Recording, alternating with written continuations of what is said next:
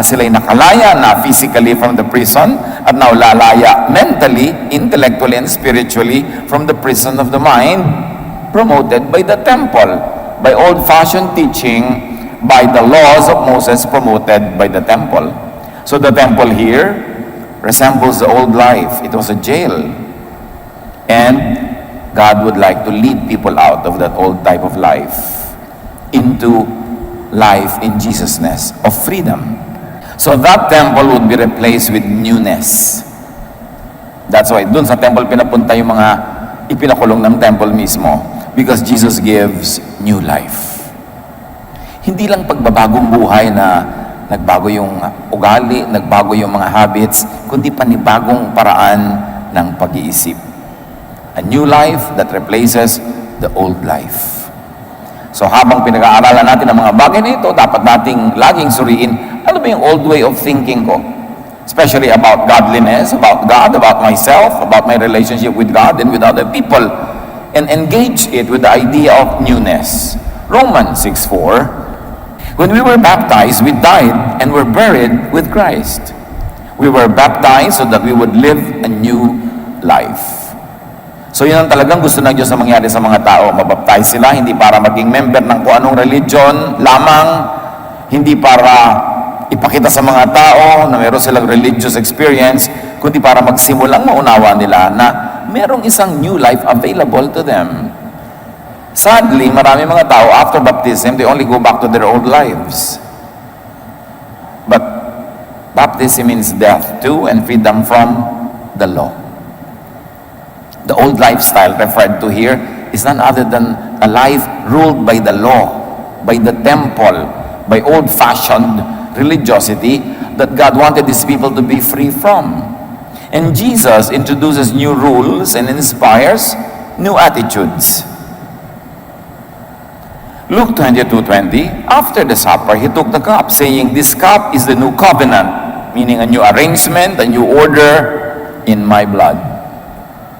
Jesus was very emphatic that it was about his blood, meaning it was not about the blood of animals that were being sacrificed in the temple. Laging may reference sa temple to, sa law. Laging ganun ang pagbasa sa mga newness na itunuturo ni Jesus. It was his blood, not the blood of animals, and therefore not the temple sacrifices. 1 Corinthians 5:7, get rid of the old yeast, then you will be like fresh new bread made without yeast, and that is what you are. Yung yeast, inilalagay yan sa harina para umalsa. Pero ang pag-alsa na yon, parang hangin lang, walang katuturan. Parang yung mga tinapay na ang lalaki sa labas, pag pinisa mo, ang liit pala, kasi pinaalsa lang ng yeast.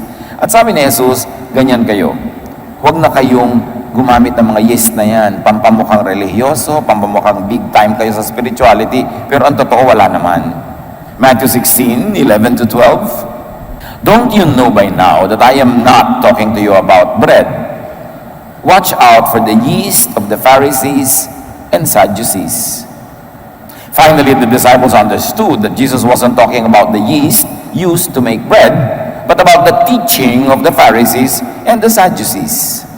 So ano ang sinasabi ni Jesus tungkol sa mga katuruan ng mga Pharisees na ito, ng mga Sadducees na ito, ng mga masters of the law, masters of tradition? Yeast lang yan. Pinapaalsa ka lang, mukha ka malaki, pero wala ka naman talaga sa loob. Sabi, ingatan nyo yan, iwasan nyo ang mga yan. Akala talaga nung iba, pag sinasabi ni Jesus, huwag kayong kumakain ng yeast, dapat unleavened bread. They take it very seriously that even after the Lord's Supper, dapat unleavened bread ang ginagamit ng lahat ng tao.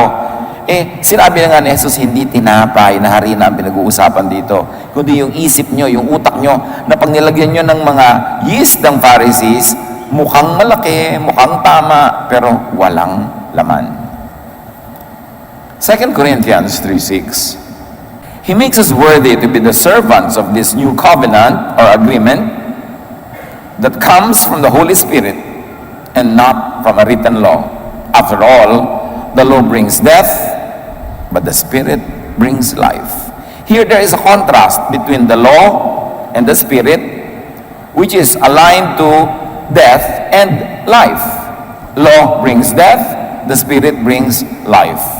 Once again, the concept of newness Sabi ng 2 Corinthians, may bago ng kasunduan ng Diyos at ang mga tao na ginawa ni Jesus. Iba na ang contract, iba na ang covenant, iba na ang usapan. Hindi na dadaanin sa pamamagitan ng law, ng mga do's and don'ts, ng iyong mga accomplishment ang pagpunta sa Diyos. Dadaanin na ito sa kabutihan ng Diyos, na ang kanyang sariling anak, ang kanyang ipinadala upang dalhin kasama niya ang kabutihan ng Ama at ang pagpapala ng kalangitan. Pagka daw kay Moses ka umasa, death ang mapapala mo kasi hindi mo kayang sundin ang lahat ng utos ni Moses. And if you break one, though you obey a lot of it, but you break one, it's as good as breaking all. Therefore, no matter what you do, you die. You die spiritually, you are sinful, you are guilty. But God solved that problem and sent His Son, so that by believing in Jesus, you become righteous by faith. Samantalang all along, people were trying to become righteous by works, by obeying the law of Moses, but everybody is always just a dismal failure. Bigulang lahat. Hebrews 8:13, by calling this covenant new, God has made the first one obsolete. How clearer can we be? Hebrews says that God had already made the old law obsolete. And yet, hanggang ngayon, ang mga Kristiyano, ang mga mahilig mag-aral ng Bible at mag-memorize, batuhan ng law. Na-break mo ang law na to, babatuhin ka. Na-break mo ang law na to, batuhan ng batuhan. Obsolete na nga daw, ba't ibang babato mo pa? Importanteng maunawa natin ito. And this is so beautifully enshrined in the story of the woman caught in the act of adultery. Because the law, the verses say that she must be put to death together with the man. Pareho lang sila. Pero hindi siya ipinabato ni Jesus. Precisely because that law prescribing death to such type of sinners according to the standard of the law, that law had already been made obsolete. Kasi kung hindi pa obsolete yung law na dapat patayin ang nangangalo niya, edi lawbreaker pala si Jesus. But of course, because the law had been canceled, there was no more law that makes you guilty to the point that you should die for it, because Jesus died for your sin. Even in the court of justice, wala dapat double jeopardy. When you already are punished for one type of sin, you should not be punished again for the same type. Why will you be punished for your sin when Jesus already was punished for your sin? Paid na eh. Kaya mahalaga yung maintindihan natin, freedom in Christ. And Hebrews 8:13 continues, and what is obsolete and outdated will soon disappear. Yun ang kahihinatnan ng law. Obsolete, outdated, disappear. God, through Jesus, gives even a new Jerusalem, a new temple from heaven. Pinag-uusapan natin ng maraming new, pati New Jerusalem, pati new temple, to replace the temple from below or on earth, to replace the temple of stone made by humans, and to replace the temple in Jerusalem. Nakakapagtaka hanggang ngayon, maraming mga Christians nahuhumaling doon sa temple o sa guho ng temple na nasa Jerusalem, at maraming mga movement pa na i-repair yan, gawin yan, padala ng pera. Sinabi na nga ni Jesus na wala ng temple. Sabi niya, destroy the temple and I will rebuild it in 3 days.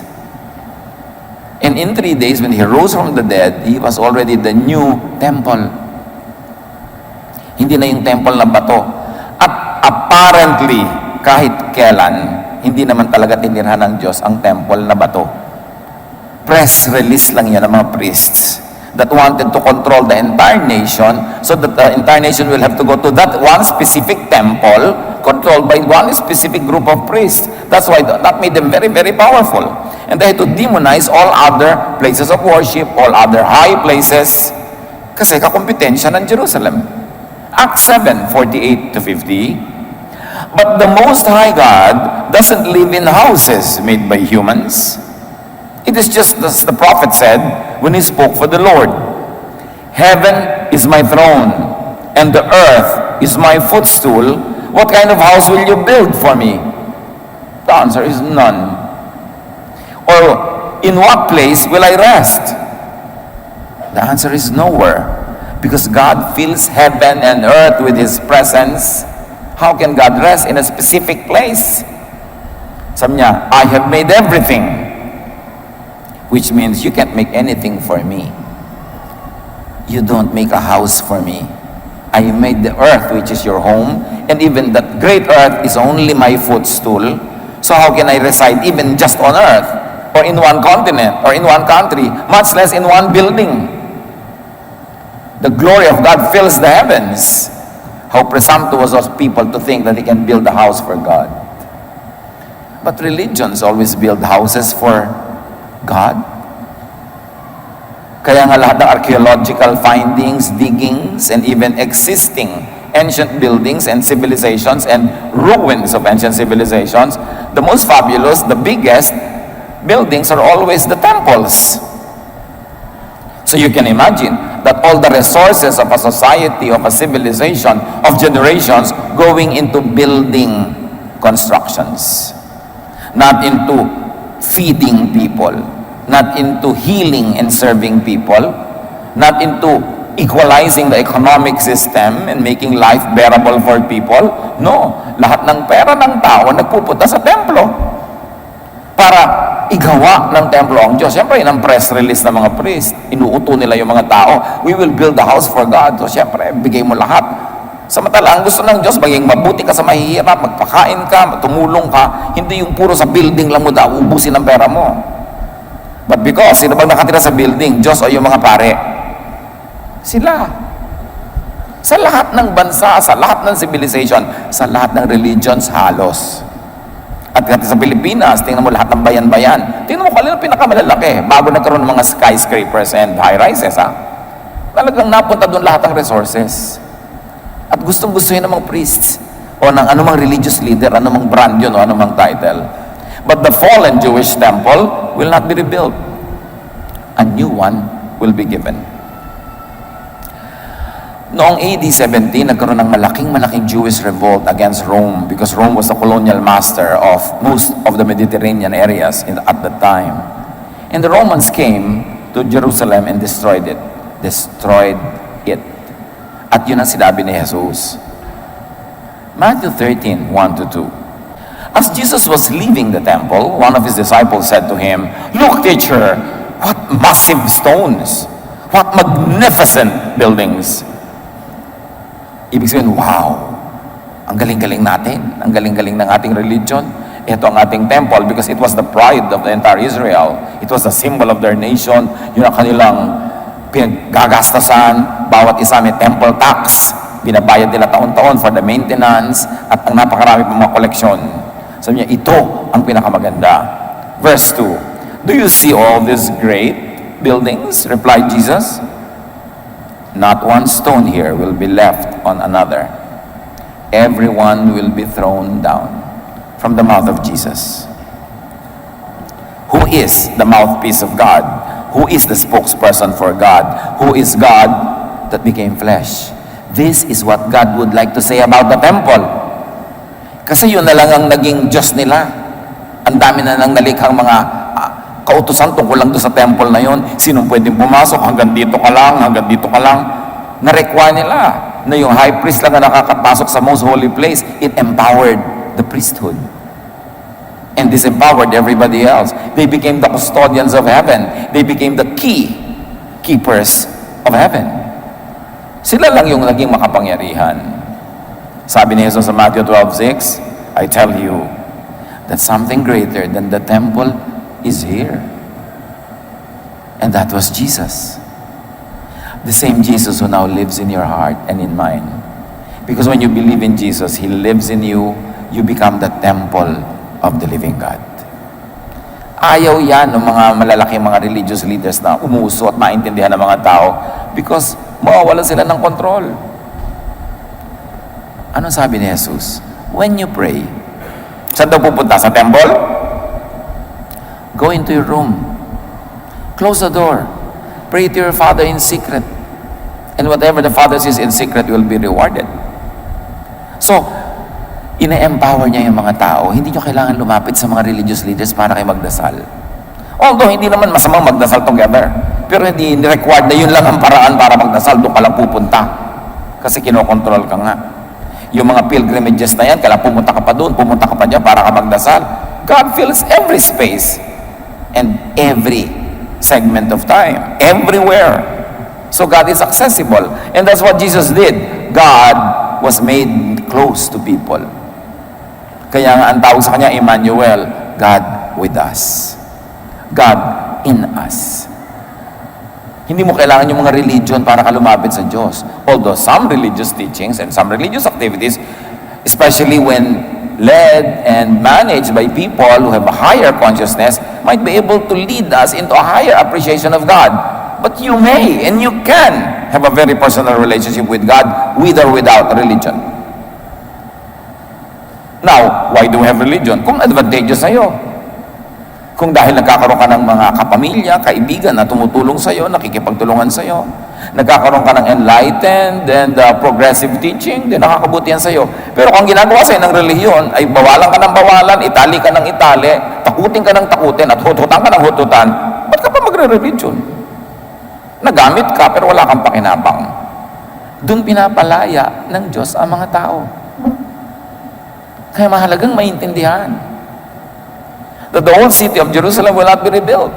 Matthew 23:37 to 38. Jerusalem, Jerusalem, sabi ni Jesus, now your temple will be deserted.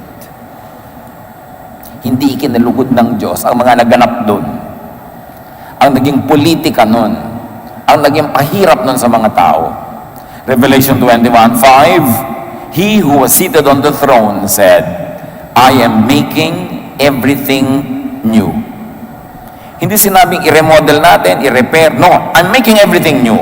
Completely destroy what's in your mind because I'm going to give you a new thought. A new way of life that will work for you. Not a religious system that will only use you and abuse you and exploit you. And make you feel guilty and dependent on the ministrations of priests and religious leaders. Sabi niya, I'm making everything new because I'm not happy with the old. Revelation 3:12, everyone who wins the victory will be made into a pillar in the temple of my God, and they will stay there forever. So yung temple, hindi na building. It is the fellowship of believers who overcome because of Jesus. A new temple will be given. Hindi kailangan mag-fundraising para buuin na naman yung temple sa Jerusalem. Pag binuo mo na naman yun, it will become the religious center of the world. It will empower that nation. It will empower that people over other peoples of the world. May political, tendencies to be used and abused. 2 Peter 3:13, but God has promised a new heaven and a new earth where justice will rule. Akala naman iba, literal to, a new earth, dudurugin ang planeta na ito, so hindi bali na, ipolyot na natin, dumihan na natin, tulay dudurugin. Walang ganon. Yun ang interpretation ng marami over time. Pero wala talagang nagsasabing ganun yun. Because isa siyang talinghaga. The new heaven, the new earth, where justice will rule, means a new world order, where there will be justice when there was injustice. A new world order? Very, very probably not a new planet. Not your usual end of the world interpretation, but that is what the verses really say when you study them carefully. When you get out of the mold, yung kulungan ng utak natin na binuo ng mga religious teachers and teachings in the last many years, nakadrawing na sa utak natin ang lahat, tao lang nag-drawing nun. Kailangan bumalik ka sa Bible, basahin mo talaga ang sinasabi ng Bible para hindi ka mauto. Para malaya ka because Jesus sets free. Revelation 21:2-3, then I saw the new Jerusalem, that holy city, coming down from God in heaven.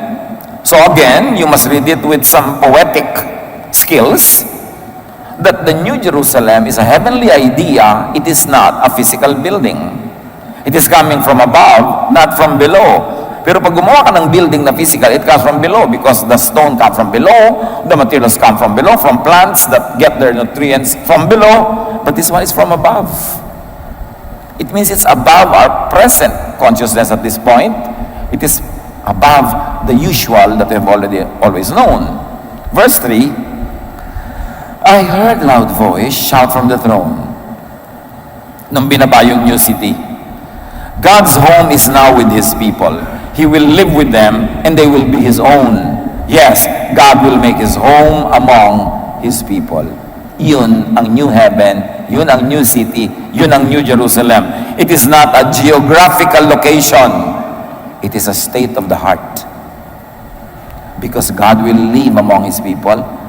It means that the Spirit of God, the idea of God, the whole concept of God will now reside in people's hearts, in people's minds, more specifically. So a new heaven, a new Jerusalem is a new way of thinking.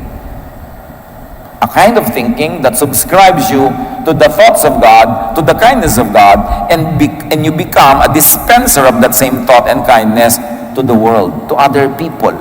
And then, the world will become the kingdom of God.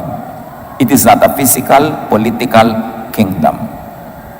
Yung kasing interpretation ng church all throughout time, pattern yan sa Western monarchy. Kaya God is king, and then rango na naman. That's Western politics.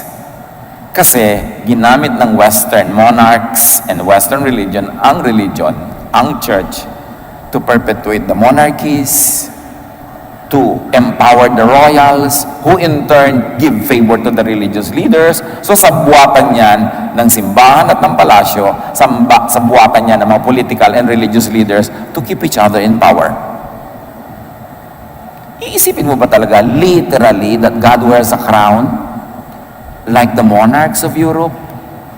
It is an artistic interpretation that favored the monarchy, the royalty. But God lives in our hearts. God loves to be with the people. Kaya nga si John the Baptist, doon nagsimula magturo, hindi naman siya sa loob ng temple nagturo, hindi sa palace, sa mga gilid-gilid, mga sulok-sulok. Kasi pinapakita ng Diyos, He is everywhere.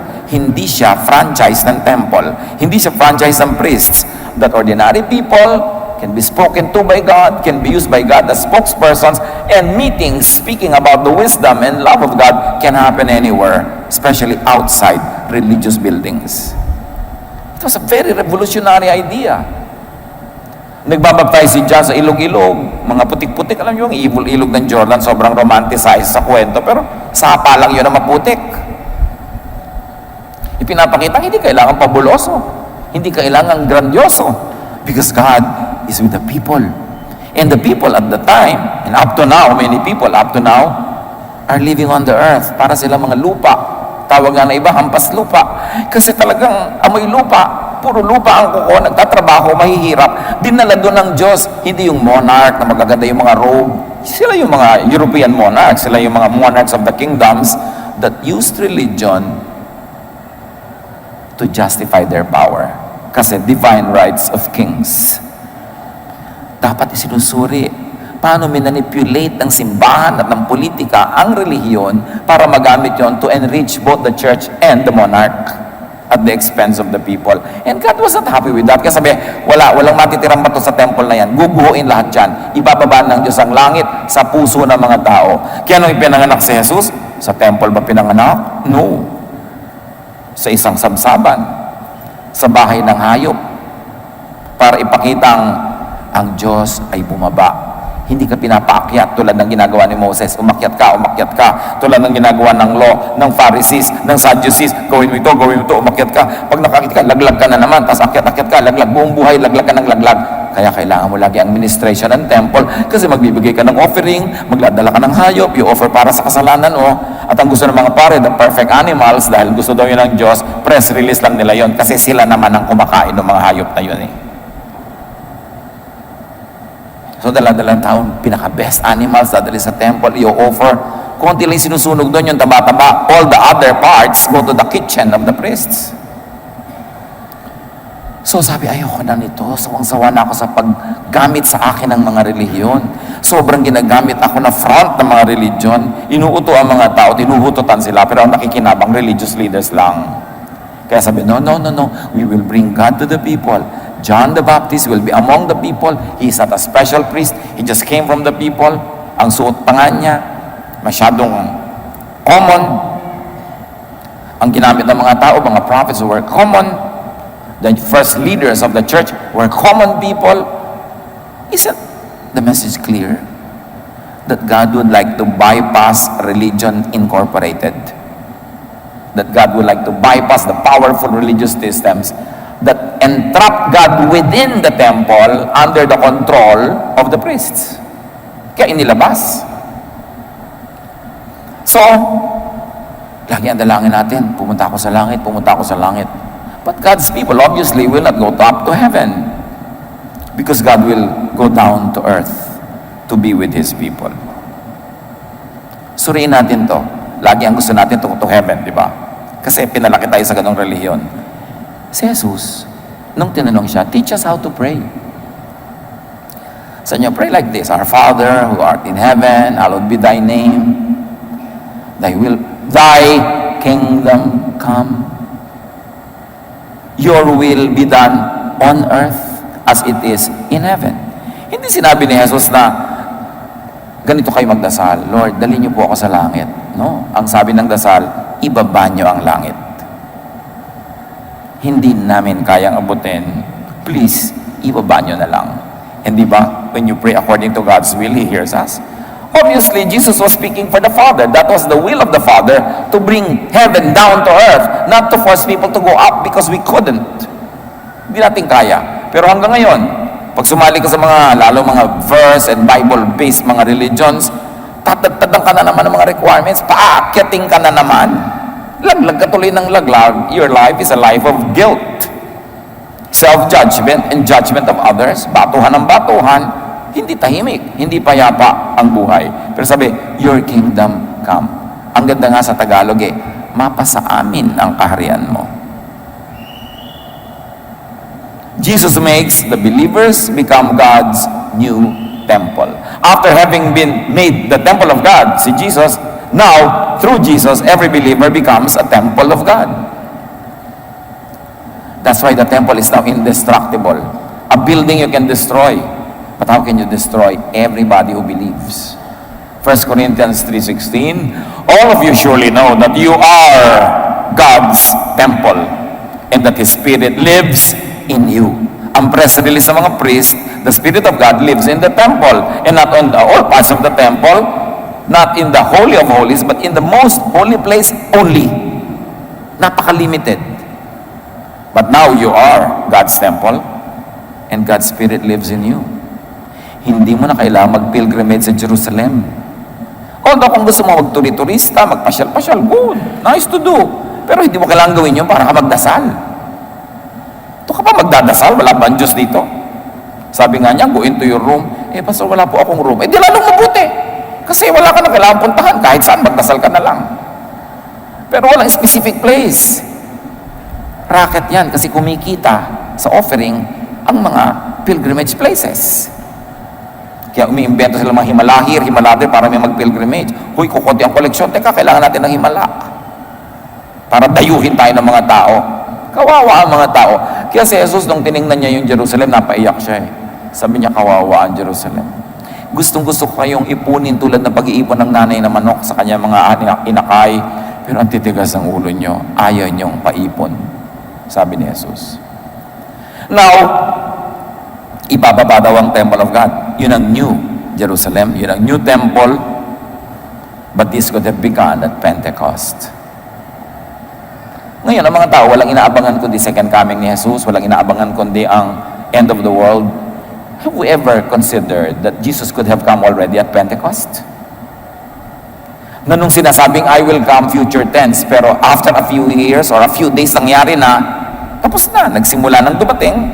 Either nakompleto na yung pagdating o nagsimula na yung ongoing progressive coming of Jesus into us.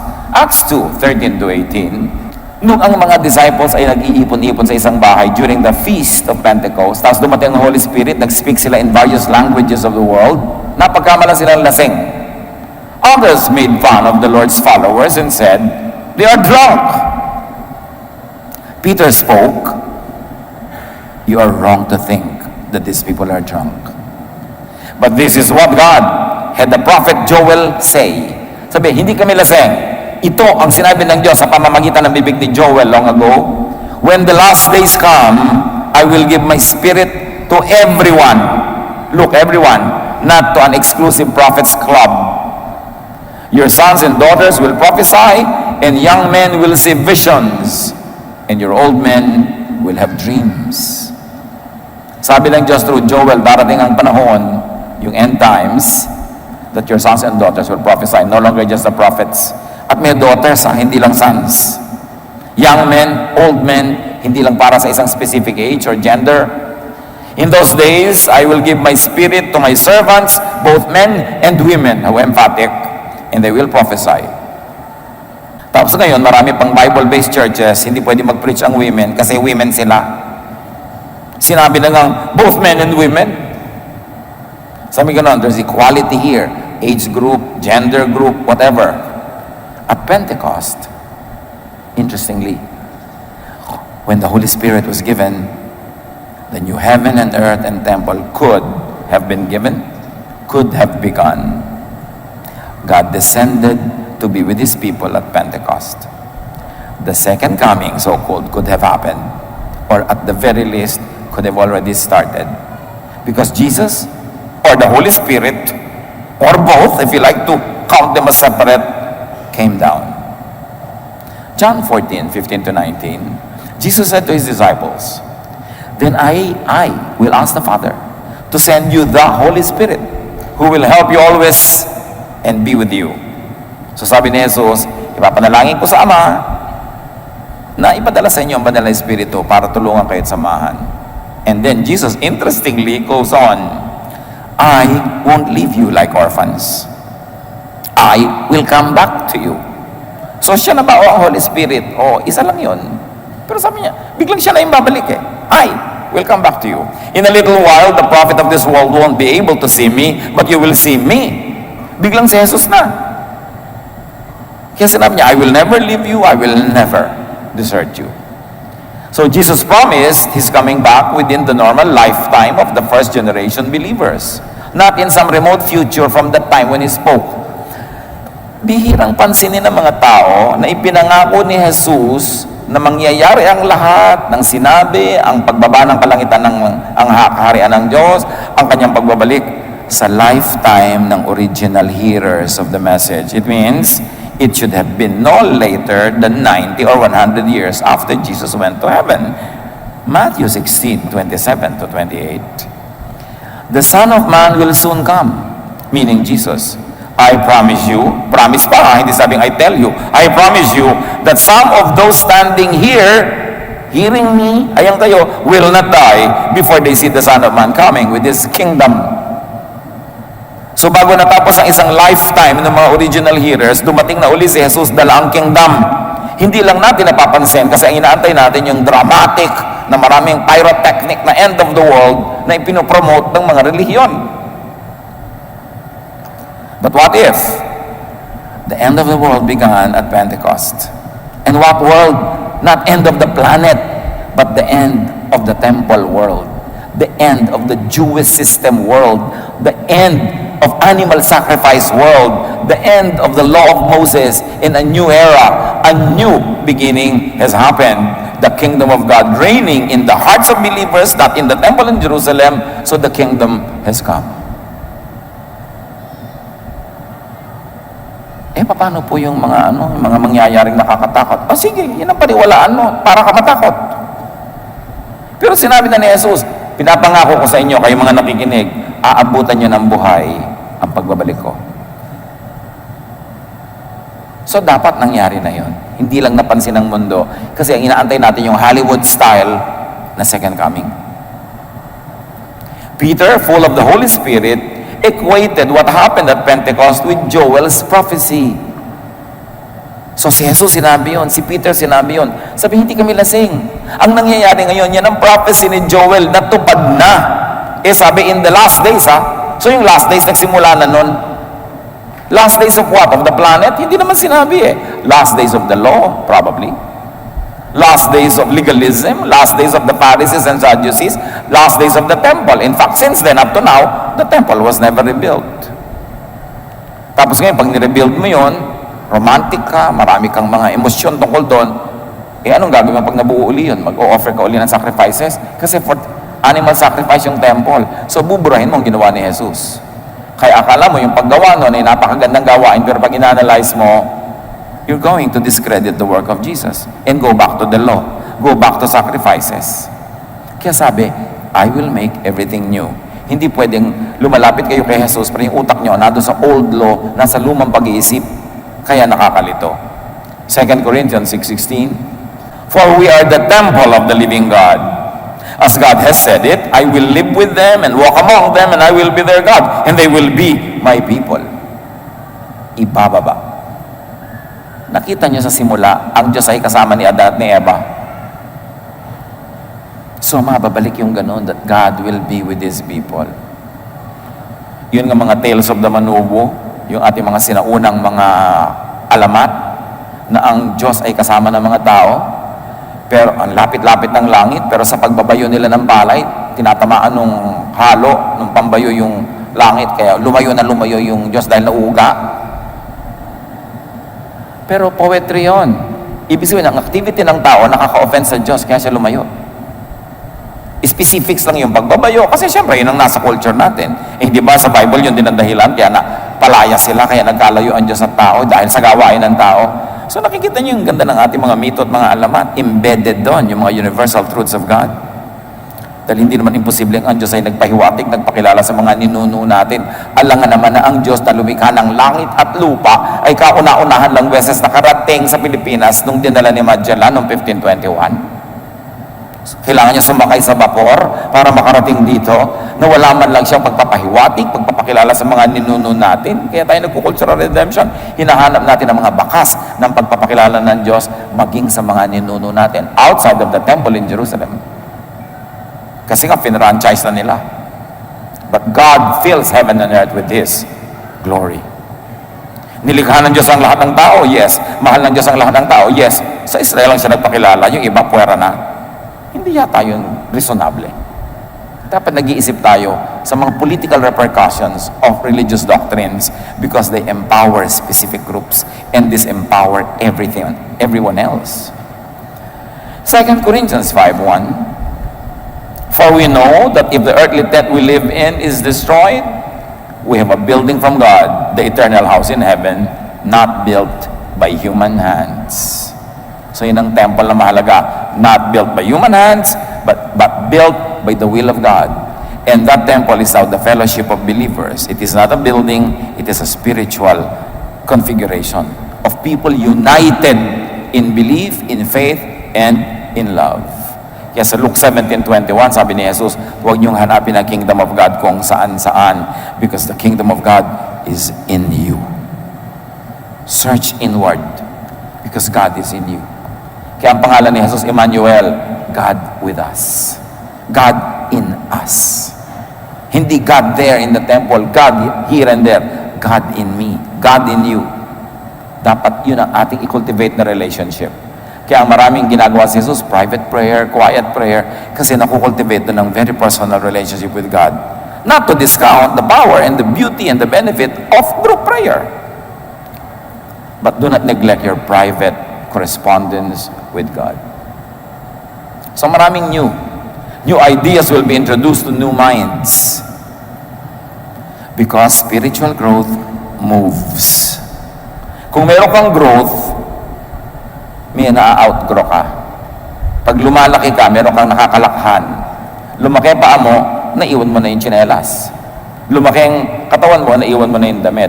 Pero kung yung damit mo nung araw na na-born again ka, 15 years ago, kasya pa rin sa'yo ngayon, di ka lumaki.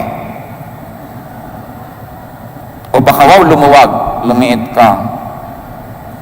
Kailangan na-outgrow mo. Yung dati mong idea, na-outgrow mo yung kasi nag-grow yung idea. Sabi ni Paul, when I was a child, I thought like a child. I reasoned like a child. But now that I'm a man, I give up childish ways. And he was not talking about physical infancy and maturity. He was talking about spiritual infancy and maturity. Noong araw, bago lang ako sa Panginoon, meron akong mga paniniwala, meron akong mga ganitong gawi. Pero ngayon nagmamature na ako, iniiwan ko na yun, nag-grow na ako. Kaya dapat ganoon na mangyari sa atin. Huwag tayong sentimental na ayaw mong iwan yung dati mong belief, dati mong paniniwala, dati mong interpretation. Because if there is growth, there will be movement. And if you grow, you will always outgrow something. Like new wine in new wine containers. Kaya nang laging metaphor ni Jesus, newness. Mark 2:22, new wine must be put into new wine skins. Ibig sabihin lang, new ideas must be put into new brains. New doctrines must be accommodated by a new attitude para ka mag-grow.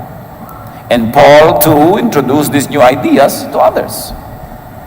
Jesus makes new interpretations of old laws.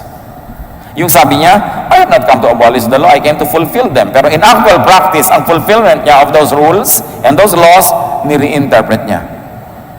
Kaya sabi niya, you have heard this, now I'm telling you it's like this. You have heard it of old, now I'm telling you this is the new reading. Hindi niya literal na itinuloy lahat. Kasi kung literal na itutuloy ni Jesus ang lahat, huwag na rin siyang dumating, nandun na lahat yun, itutuloy na lang natin. Ba't pa siya darating para ituloy lang pala niya? Iniba niya. Yun ang dapat natin maintindihan. Romans 7:6, but the law no longer rules over us. We are like dead people, and it cannot have any power over us. Kasi pagpatay ka na, wala nang power sa iyong legal system. So nung namatay ka na sa iyong dating life because of Jesus, because siya yung namatay at namatay din tayo, good as namatay din tayo because siya yung namatay para sa atin, sabihin ganun, wala nang power sa iyong law. So don't live like you are under the law. And don't impose that law on everyone else and make them miserable. Romans 7:6 to continue. Now we can serve God in a new way by obeying His Spirit and not in the old way by obeying the written law. Parang ganito, Pastor, yung anak ko po, kadalagang tao nagbuntis. Policy po ng church namin, pag ganun, itakwil. Diba? Tanggalin sa ministry. Kailangang makita niya ang bunga ng kanyang kasalanan. Bilang ina po, ate, anong sinasabi ng puso niyo? Kawawa naman po yung anak ko. Ayaw ka naman sana ipahiya, pero sabi po ng Diyos namin, dapat ipulpito yan. At dapat tawagin pa niya yung partner in crime niya, present niya. Ayaw ka na pong maranasan na anak ko yun. Ayaw ko naman talagang tanggalin pa siya sa court kasi yun na lang natira niyang ministry, doon na lang siya may pag-asang makarinig lagi ng mga salita ng Diyos. O anong sabi ng policy nyo? Tanggalin, itiwalag, yun yung law. Anong sabi ng puso mo, ng spirit? Mahalin ko na lang po kasi anak ko naman eh. Hindi magpakananay ka na lang imbes magpaka-Moses. Nanay ka eh. Yun yung sasabi. Now we can serve God in a new way by obeying His Spirit, His loving Spirit. Yung hindi mo laging gusto mag-punish, hindi mo laging gusto mag-preach, ay kailangan turuan siya ng eleksyon. Pero sa puso mo, naawa ka rin naman talaga, gusto mo nang yakapin, sinasampal-sampal mo pa. Yun yung law at yun yung spirit. Yun yung Jesus at Moses. Yun yung death at life. Sabi ganon, malaya na kayo ngayon, hindi nyo kailangan pumatay, magpakamatay, bumato, magpakahirap, dahil sinasabi ng law, ang i-obey nyo na yung spirit, the spirit of love. Pag nangyari yun, nagkakaroon ka ng new life, bumaba sa'yo ang new heaven, meron ka new temple. Jesus gives a new command, John 13:34, but I am giving you a new command, you must love each other, just as I have loved you. Ang religion, ang kanilang obsession, discipline. You must discipline one another, diba? You must rebuke one another. Pastor, an open rebuke is better than a secret love. Pero sister, kahit ba secret love meron ka talaga? Wala po. Wala ka naman pala secret love, rebuke ka ng rebuke. Di ba? Kasi kung talagang love mo, hindi mo naman pagre-rebukein eh. Lalo hihiyain mo pa. Ang mga relihiyoso kasi, laging gusto magparusa. To teach a lesson. Kasi ang pagkakakilala nila sa Diyos, Diyos na mapagparusa. Kasi yun, Diyos sa pinakilala ng temple.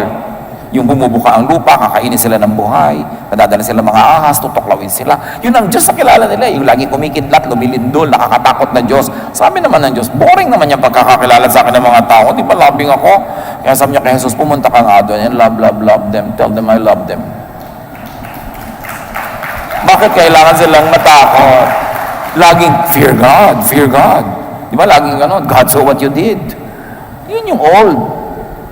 Pero marami sa atin nasa old mode Akala lang natin nasa New Testament tayo, pero utak natin nasa old. Kasi sabi, dibdibin nyo, anong ibig sabihin ng new life? A new wine a new wineskin. Sabi ganon, I'm giving you a new command. Forget all the others. If your implementation of all the old commands will be unloving, delete. Just be loving. Paano po yung mga kasalanan niya? Kaya nga ako namatay para bayaran yan ba't sisingilin mo na naman siya? Believing in Jesus gives a new identity. The family of God. Mga kapatid, ni mami nyo ito ha. Huwag kayong magmadali. Huwag kayong tumingin sa mga relo nyo. 1 hour pa to. Diba? Kasi New Year, siyempre dapat mahaba. May bagong identity, hindi natin nakikilala. The family of God. At hindi yun church, hindi yun religious grouping. John 1:12. Yet some people accepted him and put their faith in him. So he gave them the right to be the children of God. There is now such a thing as children of God. At hindi yun bansag. Yun ay tunay. Kung pwede lang buksan yung genes mo, tingnan sa microscope, child of God to. Diba? Ephesians 2:15, His purpose was to create in Himself one new humanity. If we can be very technical, probably a new species, a new genus, but one new identity. This identity is known only to God and to evil spirits. The evil spirits see that identity. Yun yung sinasabing, but you were marked. Kita nila yung tatak na yun. Para yung itinatak kay Cain, may mark siya nun, but it was a literal one. Pero may kilala ng mga evil spirit ang mga anak ng Diyos. Kaya sabi, greater is He that is in you than he that is in the world. That's why there is no witchcraft against the people of God. Hindi ka tatablan because you belong to the children of God, to the family of God. Pwede ba yung gawin, agaw-agawin ka? Colossians 3:11, here there is no Gentile or Jew. Ito daw bagong family. Circumcised or uncircumcised, barbarian, Scythian, meaning civilized, slave or free, but Christ is all and in all. In other words, in the new family of God, there is acceptance, there is openness, there is inclusion. Walang puwera, walang dinidiscriminate, because Christ is all and in all. And yet, in actual practice, ang mga religyoso ngayon, separatist, di ba? Yung congregationalist, mahilig magpuwera, mahilig puwera siya, huwag tayong sumali, kasi may mga attitude si Paul na gano'n Pero Paulness yun, which is another topic. No? Marami kasi tayong Mosesness, marami din tayong Paulness, marami tayong Peterness. In fact, sinabi ni Paul mismo why do some of you say, I follow Christ, or I follow Apollos, or I follow Paul, or I follow Peter? Sabi gano'n, don't we all just supposed to follow God? Follow Jesus? Kaya tayo nalilito, kanino ka ba sumusunod? Kaya tayo nagtuturo ng Jesus filter. Lahat ng katuruan sa buong Bible, salain mo kay Jesus kasi siya ang anak ng Diyos. Siya ang nabuhay na anak ng Diyos. Siya ang namatay at nabuhay para sa atin. So ang turo ng